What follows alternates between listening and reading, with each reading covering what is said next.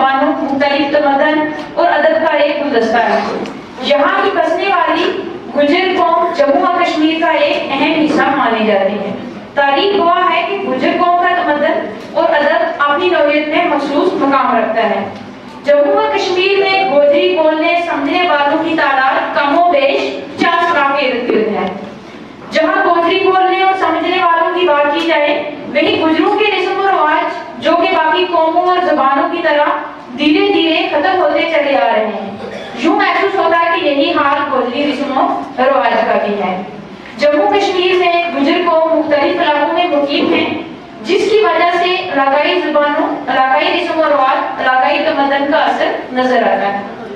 गोजरी जुबान, अखान, बजारत, लोक विरासत, रस्म और रिवाज, गोजरी पहनावा से लेकर गोजरी लोक वार्ता बेबहा खजाना मौजूद है। लेकिन वक्त की कमी की वजह से मैं इस मौका पर गुजरों के रवायती ज़ेवरात पे ही रोशनी डालने की कोशिश करूंगी। बदलते दौर के साथ साथ ज़ेवरात में भी बहुत सारी तब्दीलियां रूनुमा हुई हैं। ज़ेवर जिसे हम गोजरी में गहना या टोन कहते हैं, इनमें से हम लौंग की अगर बात करें, जिसे औरतें नाक में डालती हैं, ये लौंग काफी बड़ा होता है। ये मासा से लेकर तोला या इससे भी ज्यादा तक का होता है। ये बिल्कुल गोल होता है और पूरा सोने का ही होता है। इसके ऊपर सोने का ही डिजाइन बना होता है।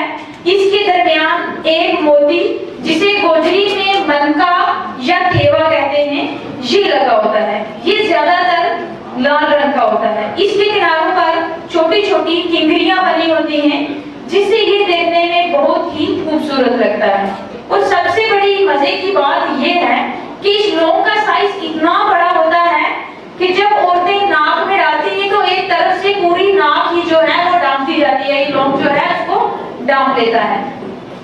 उसके बाद लौंग के बाद जो गोजरी रस्म रिवाज में सेरी का नाम आता है। शायद ही कुछ लोगों ने इसका सुना होगा। ये बहुत पुराना रिवाज चलता आ रहा है जो बहुत ही अहम है। सेरी का रिवाज तकरीबन 150 साल पुराना चलता आ रहा है। इसका वजन तकरीबन 2 से 250 ग्राम तक होता है।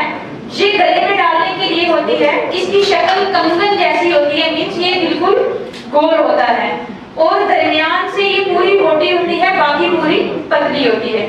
एक चीज और जो गले में ही डाली जाती है, जिसे गोजरी जुबान में मेल कहते हैं, और मैंने ये डाली भी हुई है, मैं आपको बता भी देती हूँ कि ये मेल होती है। मैक्सिमम इसमें चांदी के सिक्के लगे होते हैं, तो इस जिसके साथ चांदी के सिक्के जो है वो पड़े होते हैं, ये थोड़ी लंबी होती है। इसमें तकरीबन चांदी के 50 से 100 तक के आसपास जो है वो सिक्के लगे होते हैं। मौजूदा जमाने के मुताबिक जिसकी मालियत 2.5 से 3 लाख तक या इससे भी ज्यादा बनती है। कहा जाता है कि इसके लिए इसको इसलिए डिजाइन किया होता है कि औरतें अपने मुश्किल वक्त में भी एक एक सिक्का फरोख्त करके अपने मुश्किल अयाम को गुजार सकती हैं।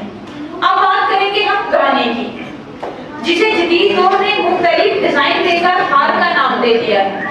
ये तकरीबन गले के बराबर होती है।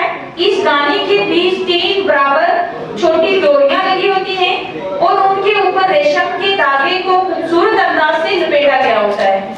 इसमें दरमियान से चांदी को डिजाइन देकर गोल किया होता है और आगे 3 उंगलियां लगाई होती हैं और इस गोल हिस्से के दोनों जानब उन डोरियों पे छोटी छोटी चौरस पत्तियां बनाई गई होती हैं जो चांदी की होती हैं, जो देखने में बहुत ही खूबसूरत लगती हैं। इसमें सबसे अच्छी बात गोजरी समाज में ये है कि ये सारा रिवाज जो है वो सुनार से लिया जाता है, मगर इसको तैयार औरतें खुद घर बैठ के ही करती हैं, इकट्ठी होके अपने रवायती गीत भी गाते हैं और ये उनका अपना खुद का हुनर है जो ये तैयार करती हैं। अक्सर हमारे खानाबदोश लोगों में इस गाने का रवाज आज भी मौजूद है, जो शादी ब्याह में ससुराल वालों की तरफ से दिया जाता है। उसके बाद बालों को महफूज रखने के लिए सुइयां दी। इनकी शक्ल मछली जैसी होती है। ये एक जैसी 2 सुइयां होती हैं। एक सिरे से जंजीर लगी होती है जो दूसरी सुई के साथ जुड़ी होती है। ये सुई और जंजीर पूरी चांदी की होती है। जंजीर की सबसे खास बात यह है कि अगर एक सुई बालों से निकल भी जाए मगर दूसरी सुई उसे गिरने से महफूज रखती है, मतलब एक बेजान चीज हमें एक वफादारी का सबूत देती है कि एक जब गिरेगी तो दूसरी उसको गिरने से बचा सकती है। ऐसे ही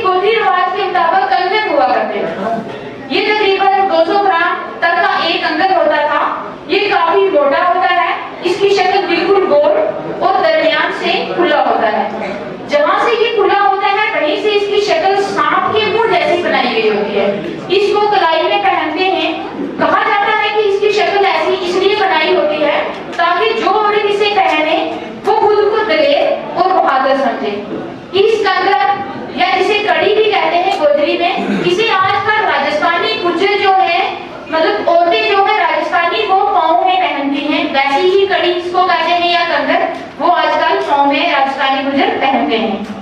उसके बाद आती है अंगूठी, जिसे आप गोधरी जुबान में छाप भी कहते हैं। गोधरी रस्म और रिवाज के मुताबिक ये हमेशा शादी ब्याह पे इनकी जोड़ी जो है वो ली जाती है।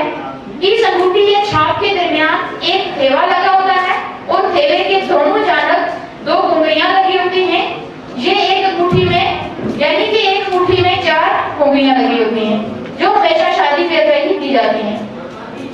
अब अगर थोड़ा सा लिबास की तरफ जाएं तो गोधरी रिवाज के मुताबिक आज से गालबन 30 साल पहले औरतें खुला लिबास पहनती थी, यानी कि काफी खुली कॉलर वाली कमीज और सीने पे मर्दों की कमीज जैसे बटन कफ, जैसे ये मैंने कफ वाले बाजू डाले हुए हैं, कफ वाली कमीज होती थी और साइड पे जेबी लगाई गई होती थी, जो गाढ़े गाढ़े आज भी गुजर बकरवाल तबके में देखने को मिलता है। सलवार भी घेरेदार और खुली पहनी जाती थी, जैसे परवार साहब ने पहले भी बता दिया है, जिसे जदीद दौर ने पटियाला सलवार का नाम दे दिया है। ये गोधरी रस्म और रिवाज के मुताबिक बहुत खुली सलवार बनाई जाती थी। गुज़श्ता ज़माने में गुजर समाज के अंदर औरतें छोटे छोटे नगोश वाले कपड़े ही ज्यादातर पहनती थी, जिन्हें गोधरी ज़बान में छेड़ कहा जाता है। गुजर समाज के अंदर औरतों की एक मखसूस टोपी होती है, जिसे बहुत अहम माना जाता है। कहा जाता है कि अगर औरत के सर पर शाल या दुपट्टा ना भी हो मगर टोपी लाजमी है। इस टोपी की इतनी बड़ी अहमियत है, ये टोपी मुख्तलिफ इलाकों के रवाज के मुताबिक डिजाइन की होती है। मौजूदा दौर में इस टोपी का रवाज बदस्तूर चलता आ रहा है, जैसे कि आपको यहाँ भी दिखने में मिल रहा है। इस टोपी को काले कपड़े से बनाया जाता है, जो कि चेहरे के सामने वाले हिस्से से बिल्कुल गोल होती है और गर्दन की तरफ से इसे इलाकाई रवाज के मुताबिक थोड़ा लंबा और चौरस रखा जाता है। इस पूरी टोपी पे रेशम के धागे से खूबसूरत अंदाज में कशीदाकारी की जाती है, यानी कि ये मुकम्मल हाथ से बनाई गई होती है। जो टोपी पहनने को दिख रही है आपको, ये पूरी हाथ से बनाई गई होती है, जो कि अभी भी मानवदोष गुजर बकरवाल तबके में मौजूद है। दर्जना ऐसे रवायती रवाज जो है वो गुजर तबका के अंदर मौजूद हैं, मगर वक्त की किल्लत की वजह से ये सब मैं बयान नहीं कर सकती।